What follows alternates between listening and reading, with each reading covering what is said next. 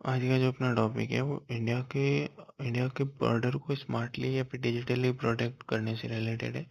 Recently अपने जो home minister है अमित शाह जी, उन्होंने अनाउंस किया है कि हम लाइक 6000 किलोमीटर हाईटेक सर्विलेंस में 6000 किलोमीटर का जो बॉर्डर है उस पे ये डिजिटल सेल डेवलप करेंगे। इंडिया का टोटल बॉर्डर तो लाइक 14 से 15 हज़ार के बीच में है, ठीक है। बट ओनली 6000 पे होगा अभी अनाउंस किया है। मेनली तो Bangladesh and Pakistan, because reason अपन को पता है कि इन्हीं दो कंट्री से मोस्टली इलीगल इमिग्रेंट्स इंडिया में आने की कोशिश करते हैं, चाहे वो पाकिस्तान की साइड से टेररिज्म फैलाने के लिए हो और बांग्लादेश की साइड से आते हैं तो इलीगली वो इंडिया में सेटल होने के लिए for the economic opportunity and etcetera etcetera. जो इंडिया एक वेलफेयर स्टेट है तो इंडिया अपने सिटीजन को बहुत सारे बेनिफिट देता है, तो वो सब बांग्लादेश में उन्हें नहीं मिलते हैं। तो एक बेटर इकोनॉमिक एडवांटेज के लिए इंडिया में आ जाते हैं। सो डिजिटल मतलब बॉर्डर का प्रोटेक्शन, मतलब इसका मतलब क्या है काइंड। सो ये मतलब पहले से कैसे डिफरेंट है और इसका मतलब क्या है। देखो फर्स्टली तो क्या है, जैसे बांग्लादेश में काफ़ी ऐसी जगह है, बांग्लादेश का जो बॉर्डर है अपना इंडिया के साथ हाईएस्ट बांग्लादेश के साथ ही है। अराउंड 6000 किलोमीटर के आसपास है बांग्लादेश ओनली। अपना जो बांग्लादेश से बॉर्डर शेयर होता है लैंड बॉर्डर वो 6000 किलोमीटर के आसपास है। तो उसमें कुछ कुछ जगह अपन ने फेंसिंग कर रखी है, बट सारी जगह फेंसिंग पॉसिबल नहीं है बिकॉज ऑफ वहाँ पे कीचड़ है, दलदल है, तो दलदल में फेंसिंग लग नहीं सकती। तो वहाँ पे तो रिसेंटली अनाउंसमेंट हुआ था कि हम क्रोकोडाइल एंड स्नेक्स को छोड़ेंगे। चलो वो सब भी हो गए। बट स्मार्ट में क्या है कि इसमें मोस्टली चार चीज़ें कवर होगी: thermal imaging, ground sensor and drone and AI analyticals. और इसमें ये होगा कि जो मोस्टली जो वाटर टैप के आते हैं ये रात के टाइम आते हैं, अंधेरे के टाइम। तो अंधेरे के टाइम प्रोबेबिलिटी ये होती है कि दिखेगा नहीं या फिर नहीं दिखना। तो ये क्या अंधेरे का फ़ायदा उठा के इंडिया में आ जाते हैं इलीगली। तो अभी जो ये थर्मल कैमराज है तो ये मतलब कि रात को भी देख सकते हैं। कैमरे में वीडियो में आ जाता है रिकॉर्डिंग में कि हाँ भाई रात को भी कोई आ रहा है। तो थर्मल कैमराज काफ़ी हेल्प करेंगे। एंड फुट सेंसर्स में सेंसर लगे ग्राउंड के अंदर, ज़मीन के अंदर या फिर ज़मीन के समांतर सेंसर लगते हैं। वो पहले डिटेक्ट करके बता देते हो कोई गाड़ी आ रही है इस साइड या फिर कितने लोग हो सकते हैं, फिर लाइक काफ़ी डिटेल्स पता चल जाती पहले ही। और फिर ये मतलब कि ड्रोन्स का तो आज की डेट में हर जगह यूज़ हो रहा है, इवन चाहे एग्रीकल्चर हो, बॉर्डर सिक्योरिटी में हो। ये ड्रोन काफ़ी अच्छी चीज़ है इन सर्विलेंस के लिए। और इन्हीं सब के साथ एआई का इंटीग्रेशन इंटीग्रेशन एआई को साथ में इन्हीं चीज़ों को जोड़ देना, जो वीडियोस आ रहे हैं उनको एआई एनालाइज कर रहा है। सो इट इज़ काफ़ी मतलब अपने बॉर्डर इनसे प्रोटेक्ट हो सकते हैं। एट प्रेजेंट ऐसा कौन कर चुका है फिर कर रहा है? मेनली तो जो इसराइल है, इसराइल ने ऐसा कर रखा है, कंप्लीटली कर रखा है। इसराइल ने अपने बॉर्डर को पूरी तरीके से डिजिटली सिक्योर कर रखा है एंड यूएसए ने भी कर रखा है एंड चाइना ने भी ये टेक्नोलॉजी डेवलप कर दी है। तो अभी इसमें इंडिया ही पीछे है, अपन ये कह सकते हैं। और अगर हम डेटा को देखें तो वर्ल्ड में सबसे ज़्यादा मतलब जिसकी बड़ी बॉर्डर है ना वो चाइना। चाइना की 14 नेशन के साथ बॉर्डर है एंड सबसे ज़्यादा। एंड सेकंड फिर आता है रशिया।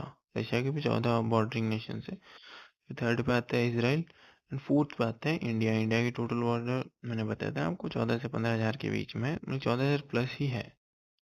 इंडिया वर्ल्ड में फोर्थ नंबर पर आता है अगर बॉर्डर की बाउंड्रीज को अपन जोड़े तो या फिर मापे तो। जैसे कि अपन इस इमेज में भी देख रहे हैं, अगर अपने पास डिजिटली अपने बॉर्डर को सिक्योर नहीं किया है तो अगर रात के टाइम कोई ऐसी टूटी हुई जगह है या फिर ऐसे अपनी जो फेंसिंग्स है उनको काट के या फिर नीचे से आ रहा है वो नहीं दिखेगा, या फिर लाइक अंडरग्राउंड टनल बना के आ रहा है जहाँ फेंसिंग हो रही है उसके नीचे से थोड़ा सा गड्ढा खोद के टनल बना के आ गया, तो हमें पता नहीं चलेगा। बीएसएफ को पता कैसे चलेगा कि यार कोई आ रहा है नहीं आ रहा। सो एंड ये आने के बाद प्रॉब्लम उससे बड़ी है। जो अपने ऊपर इकोनॉमिक बर्डन बनता है ना, ये जो लाते हैं, जो इंडिया जो रिसोर्सेज इंडिया के सिटीजन्स के, जिन रिसोर्सेज पे इंडिया के सिटीजन का हक है, ये उनका हक मारते हैं आके।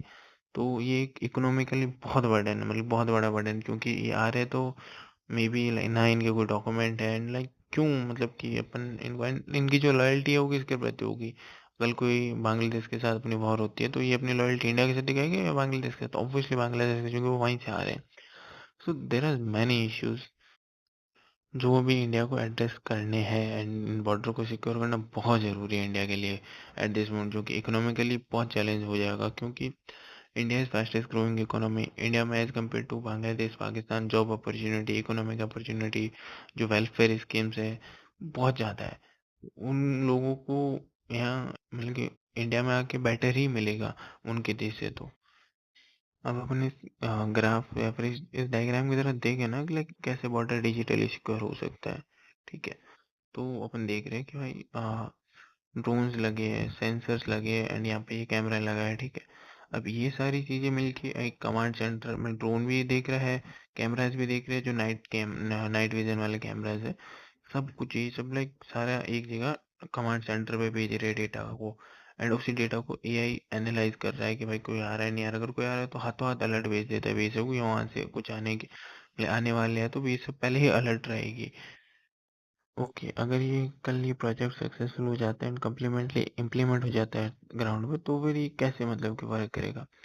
आप जैसे कि ground sensor pickup movement in the direct from the kilometre away, मतलब कि काफ़ी किलोमीटर, 1-2 किलोमीटर या फिर उससे ज़्यादा, जो सेंसर की क्वालिटी उस पर डिपेंड करता है, उसकी जो रेंज है, दूर से भी सेंसर डिटेक्ट कर लेगा कोई आ रहा है। ठीक है, फिर देन आफ्टर जो ड्रोन्स अपन ने लगा रखे और थर्मल कैमराज अपन ने लगाए इंस्टॉल किए, वो वेरीफाई करेगी कि भाई मतलब कौन आ रहा है कौन नहीं आ रहा है, वो कैप्चर करेगी उन चीज़ों को। ठीक है, फिर उसके बाद एआई उसको एनालाइज करेगी कि कोई इंसान आ रहा है, कोई गाड़ी आ रही है, या फिर कोई जानवर का मूवमेंट है। तो ठीक है भाई, जानवर का मूवमेंट है तो इग्नोर कर सकते हैं अपन।